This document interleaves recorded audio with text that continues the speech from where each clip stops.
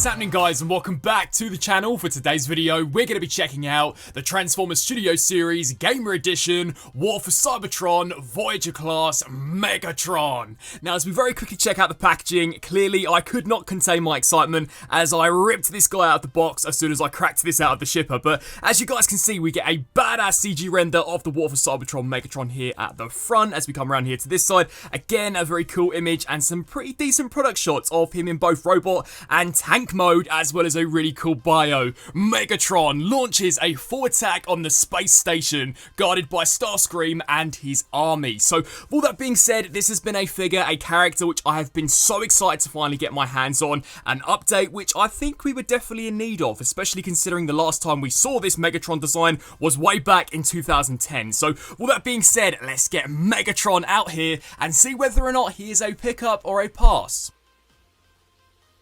And so, here we have Gamer Edition Megatron, and we may just be looking at one of the biggest downgrades in Transformers Studio Series history. I mean, damn, the second I cracked this guy out of the box, I was immediately underwhelmed. I mean, to me at least, it really does seem like a very basic, stripped back version of that War for Cybertron Megatron design. I mean, as you guys can see, he's super slender. In terms of his scale, he's considerably smaller than I was expecting, and super lightweight. I think this is probably the most cheap feeling Transformers Studio Series figure which I've checked out in an incredibly long time. And I mean, despite visually appearing to be pretty filled in, I mean, to be fair, there aren't too many obvious hollow spaces. He has no substance to him at all, and in terms of a comparison between this and the original 2010 Deluxe, there is none to be had, because that version absolutely decimates this brand new Voyager. If you own that original figure, then there is no need at all to give this a second look, and if you don't own that original release, then I could not recommend enough to track it down, because in every single way,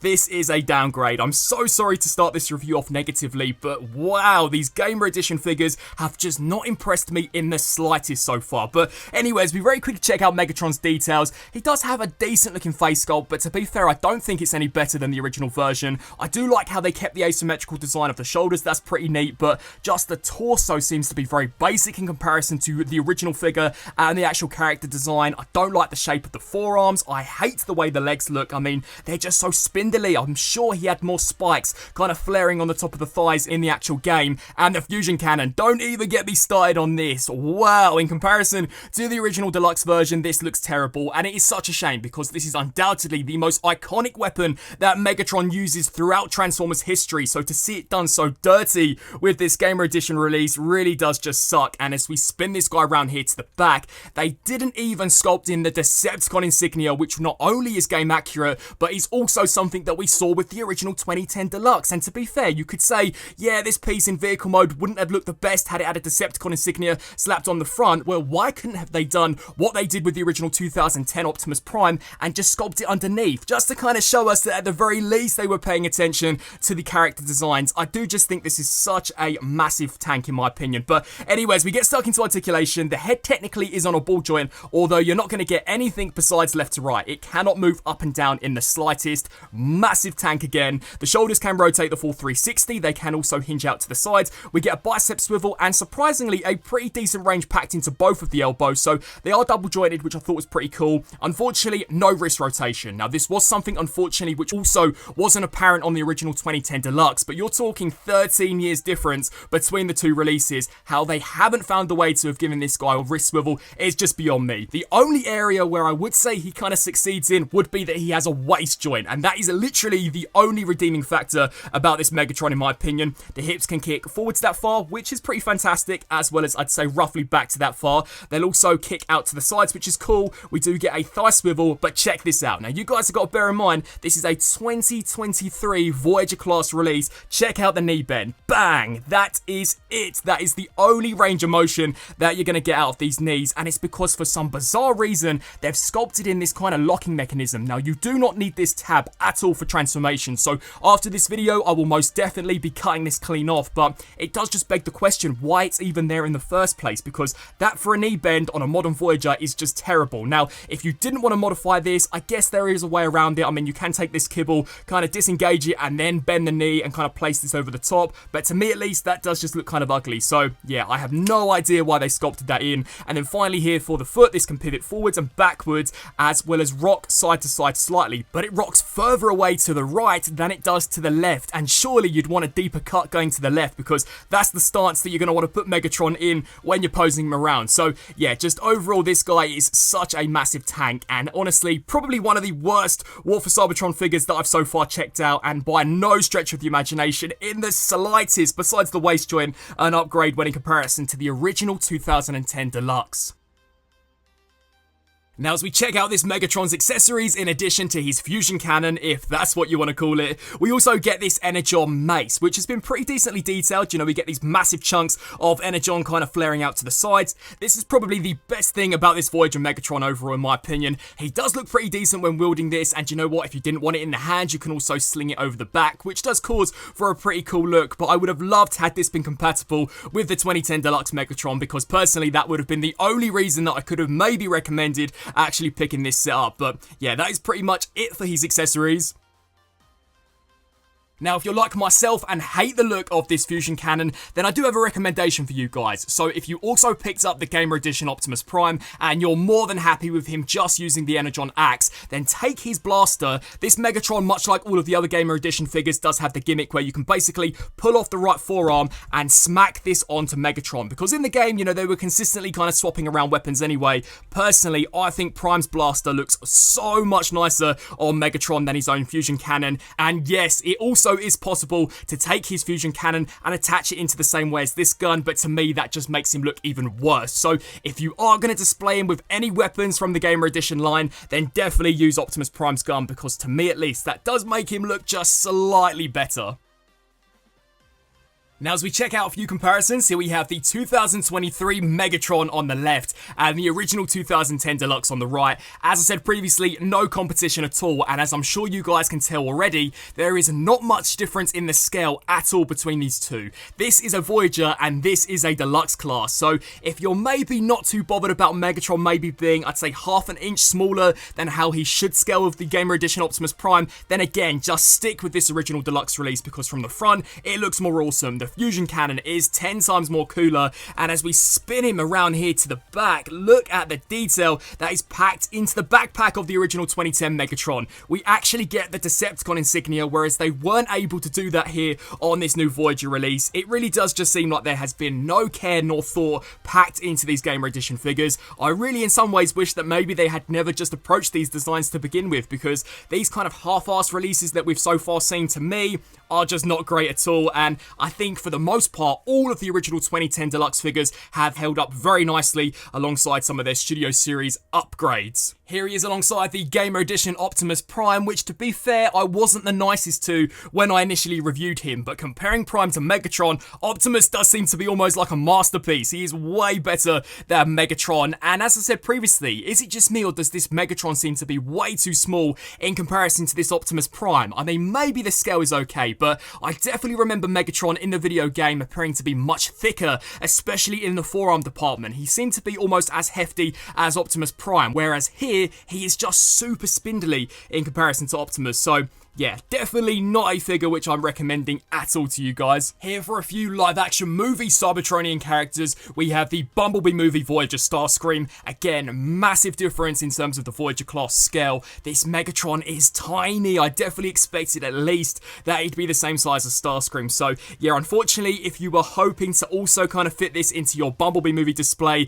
then it is not going to work out at all, sadly. Here's the Bumblebee movie Soundwave, the Rise of the Beast Voyager class Optimus Prime. These things cost the same, and yeah, there is no comparison. This thing has like triple the amount of parts when in comparison to this Megatron, looks 1,000 times nicer. I just do not know where the budget for some of these Gamer Edition figures is actually going. Here he is alongside the Gamer Edition Deluxe class Barricade. Again, for this being a Deluxe and this being a Voyager, there really isn't too much difference in terms of the scale at all. I know Hasbro have plans to release a War for Cybertron Voyager Starscream sometime next year, and I am so hoping that it's similar at least to the original Deluxe Fall of Cybertron version, because that was a fantastic mold. So I'm hoping they also don't do Starscream as dirty as they have done here for Megatron. And to be fair, the Decepticons out of this Gamer Edition line do just appear to be some of the weakest out of this wave so far. And then finally, here he is next to the Gamer Edition Deluxe class Bumblebee.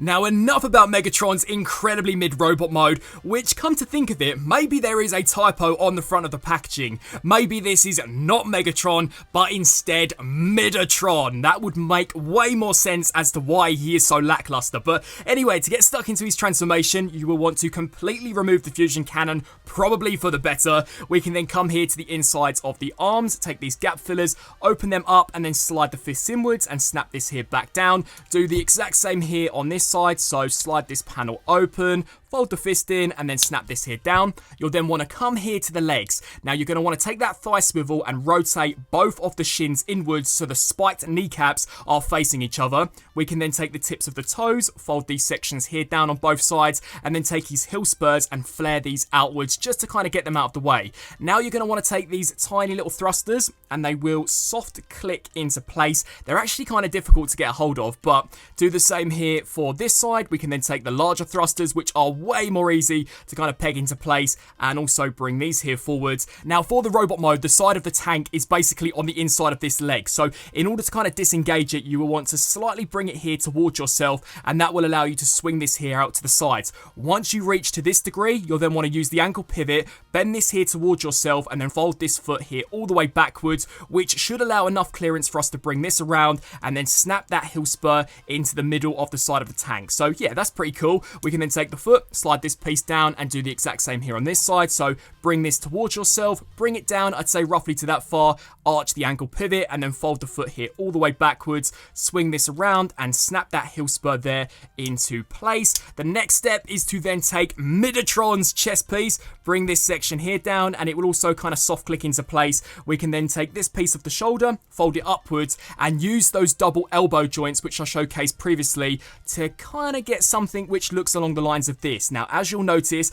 we do get two slots which will peg into these tabs on the chest piece. So kind of use this butterfly joint to snap the main shoulder in first, and then snap the forearm into place just like that. We can then take the backpack, fully extend this here up and over, and then rotate this section all the way around so the front is now facing the back. We can then take this arm, bring this here backwards, and this tiny little notch is going to slide into this sculpted piece on the front of the tank, and then this tab here is going to slide into that notch, and there are also two little slots here on the underside which will peg into these tabs. So snap that in there, and make sure that those two are nice and lined up. Now, this is probably the most difficult part about the transformation, but before we go any further, I just want to prove a point to you guys. So, as I said previously, these locking mechanisms, which massively prevented the knee articulation in robot mode, play no role whatsoever in the transformation. I mean, there is no slot on the inside of this at all, so why they are there is just pointless, and the knees are way more articulated here for transformation than they actually are for the main robot mode, which just sucks. But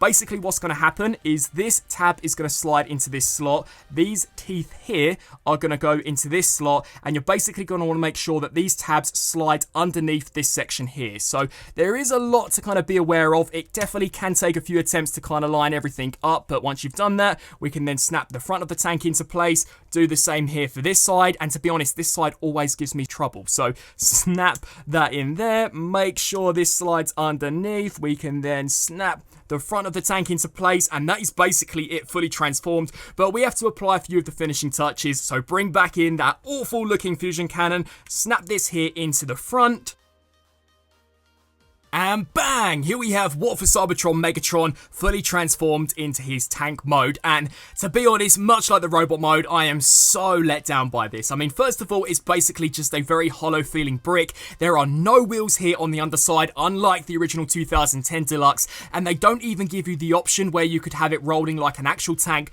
or have it hovering like we saw in the video game. You are just left with these pre-sculpted in thrusters, which again, just removes any of the enjoyability, unlike what we saw from the original 2010 release. So yeah, just all round, this thing is a massive downgrade in my opinion. The fusion cannon again doesn't look too great here for tank mode. You cannot rotate the turret, which I think kind of sucks. So yeah, I mean, that is basically the tank mode. We are not going to spend too much time here at all because there really is not much to discuss. It's very gappy, especially here from the back. From the underside, you can clearly see the head. I mean, what is going on with some of these Gamer Edition releases? And it's not even that nicely painted either. So yeah, this thing just sucks. I mean, to kind of spice it up just a tiny bit, you can take the Energon mace and smack this here into this port, and that's your weapon storage. I mean, they didn't even try to conceal it in the slightest. Now, as we check out a few comparisons for the tank mode, as you guys I'm sure expected, there will be so much praising for the original 2010 release. I mean, just overall, I think it's a better looking tank, nicely detailed, wicked paint apps, and that fusion cannon is just so much cooler. But as you guys can see, for this being a Deluxe and this being a Voyager, again, there really isn't much difference between the scale at all. So if you already own this, I would not recommend to pick this one up here at all. There's just really no reason. It doesn't even have scale on its side. And as I said previously, this has proper working wheels with the ability for you to flip these treads upwards to give you the impression that it is hovering much like the video game. All of those gimmicks are completely gone here for the new Studio Series version. So yeah, it's just not an upgrade at all. It is a massive downgrade, and for there basically being 13 years between the two releases, this is not an evolution at all, and this is not what I was expecting. You know, if you were to compare some of the original 2011 Michael Bay figures to some of their Studio Series versions, take Shockwave for an example, there's a massive improvement. But for these Gamer Edition figures, I just don't see the improvement at all. They don't seem to really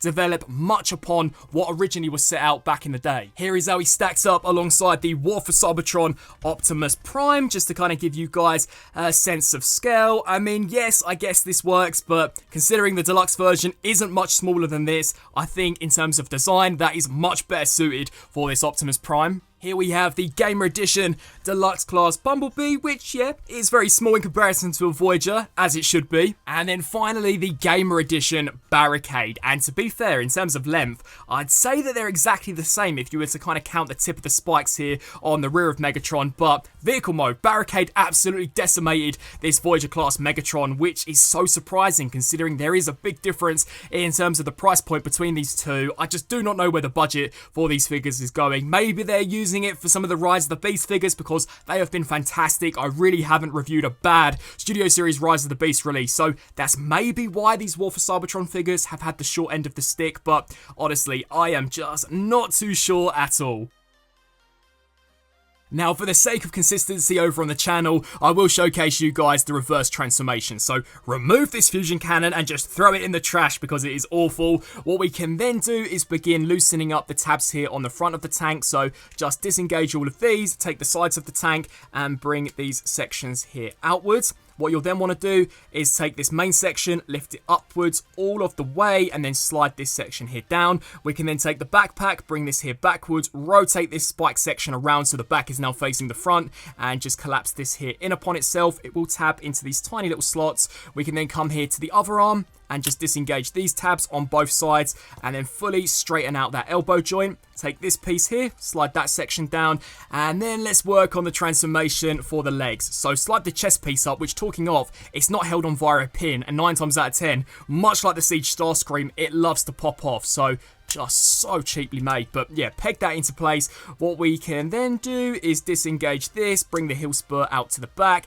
take the foot, flip out the toe, bring this section here down, snap this here into place, fold the big thruster down first of all, and then the small thruster, fold the heel spur down, and do the exact same here on this side. So bring the heel spur out to the side, we can then flip the front toe out, bring the foot down, snap this here into place, flip down the big thruster, flip down the small thruster, and then flip down the heel spur, snap the knees into place and rotate them forwards, and then for a few finishing touches, slide out the fists on the forearms, and do the exact same here on this side, and bang, there is War for Cybertron Megatron back in his robot mode.